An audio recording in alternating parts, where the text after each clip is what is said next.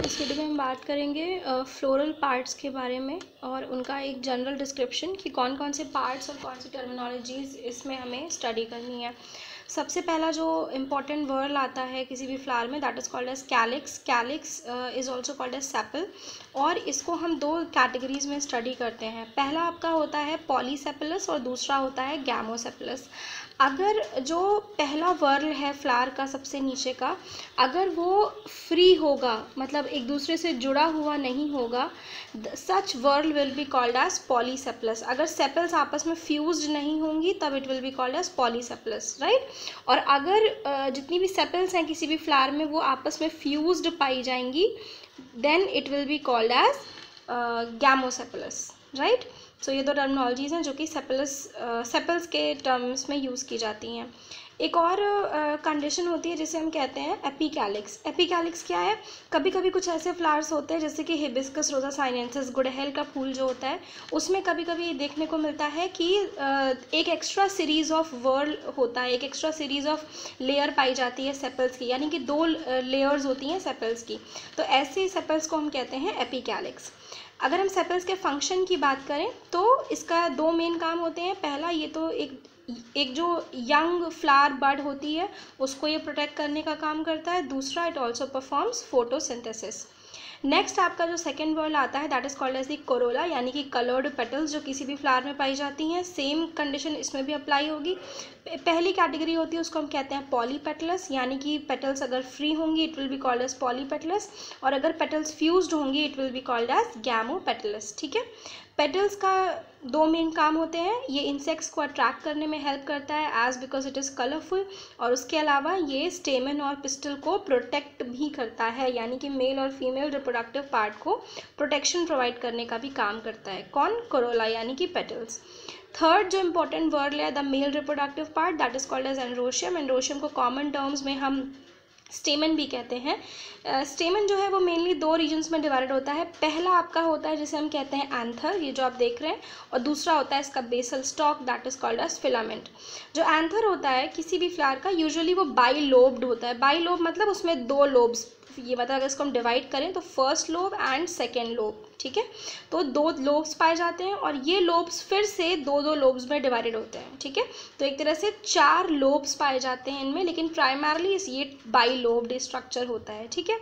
ये इसका एंथर है। इसके अंदर ये जो आप लोब्ड स्ट्रक्चर्स देख रहे हैं, इसके अंदर मेल रिप्रोडक्टिव सेल्स पाए जाते हैं जिनको हम कहते हैं पॉलन ग्रेन, ठीक है। इसी पॉलन ग्रेन के ये पॉलन ग्रेन जो है वो पॉलन सैक के अंदर पाया जाता है, ठीक है। तो this was the description of male reproductive part. अब हम बात करेंगे मेल रिप्रोडक्टिव पार्ट के टाइप्स की, ठीक है। मेल रिप्रोडक्टिव पार्ट जो है वो बेसिकली तीन कैटेगरीज में इसको हम स्टडी करते हैं। पहले होते हैं मोनोडेल्फस। मोनोडेल्फस मतलब अगर स्टेमन का जो फिलामेंट है वो बहुत सारे हों लेकिन फ्यूज्ड हों आपस में, सिंगल स्टेमन हो और उसका जो फिलामेंट हो वो सिंगल हो और उसके ऊपर बहुत सारे ग्रुप में अगर एंथर्स पाए जाएँ तो ऐसी कंडीशन को हम कहते हैं मोनोडेल्फस। इसका एग्जांपल है China rose and cotton. Second condition होती है डायडेल्फस, अगर फिलामेंट्स दो ग्रुप में पाए जाएँ, अगर दो बंडल्स होंगे तो it will be called as diadelphous. Example is pea, मटर। लास्ट इज पॉलीडेल्फस, अगर मल्टीपल ग्रुप्स में किसी भी मेल रिप्रोडक्टिव पार्ट को आप देखो तो such condition is called as polydelphous. इसका एग्जाम्पल है बॉम्बैक्स, राइट। फोर्थ कैटेगरी जो है इसकी हम बात करेंगे that is called as gynoecium. Gynoecium is also called as carpel in common term. It is usually divided into three regions, stigma, style and ovary. इसको diagrammatically समझ लीजिए। ये ऊपर का region it is called as stigma, इसी के ऊपर आकर के जो पॉलन ग्रेन होता है मेल रिप्रोडक्टिव स्ट्रक्चर, इसके ऊपर आकर के गिरता है किसी भी एजेंसी के थ्रू, जिसे हम कहते हैं पॉलिनेशन। ये आपका बीच का जो tube like structure it is called as style. ये स्टाइल ही है जिसके थ्रू पॉलन ग्रेन का जो पॉलन ट्यूब है वो एक्सटेंड करके अंदर की तरफ पहुंचता है। Mail reproductive part female reproductive part के अंदर पहुंचता है। और लास्ट जो आप थर्ड बेसल पार्ट देख रहे हो that is called as the ovary. Ovary के अंदर पाया जाता है ओव्यूलर सैक, ठीक है, ओव्यूल होता है। ओव्यूल के अंदर होता है एम्ब्रियो सैक। इस एम्ब्रियो सैक के अंदर दो चीज़ें मेन पाई जाती हैं, एक होता है एग सेल जो कि ये देख रहे हैं आप, और दूसरा होता है पोलर न्यूक्लियस न्यूक्लियाई, इसमें 2 सेल्स होते हैं, इसलिए इसको हम बाईपोलर न्यूक्लियाई भी कहते हैं, ठीक है। So this is the stigma ovary. So female reproductive part 3 regions में डिवाइडेड है, स्टिग्मा, स्टाइल एंड ओवरी। एक इंपॉर्टेंट टर्म इसमें आता है जिसे हम कहते हैं प्लेसेंटा। प्लेसेंटा क्या है? वो स्वेलोवन टिश्यू लाइक स्ट्रक्चर जो आप यहाँ देख रहे हैं डॉटेड फॉर्म में, जिससे कि कोई भी ओव्यूल अपनी ओवरी से अटैच्ड होता है, उसे हम कहते हैं प्लेसेंटा, जो कि उस डेवलपिंग ओव्यूल को नर्चर करे, उसको प्रोटेक्शन प्रोवाइड करे, उसको नरिशमेंट प्रोवाइड करे, ऐसे स्ट्रक्चर को कहा जाता है प्लेसेंटा।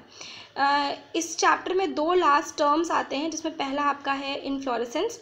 किसी भी फ्लावर का जो अरेंजमेंट पैटर्न होता है उसके बेसल स्टॉक पे, कि फ्लावर सिंगल एक्सिस पे है या फिर वो मल्टीपल एक्सिस में प्रेजेंट है या फिर वो गुच्छों के फॉर्म में ग्रुप में प्रेजेंट है, उसे हम कहते हैं inflorescence. That means the pattern of arrangement of any flower on any plant is called as inflorescence.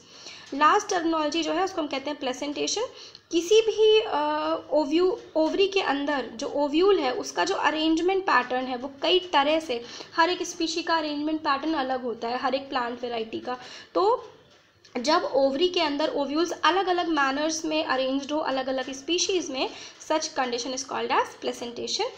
With this the chapter has been completed.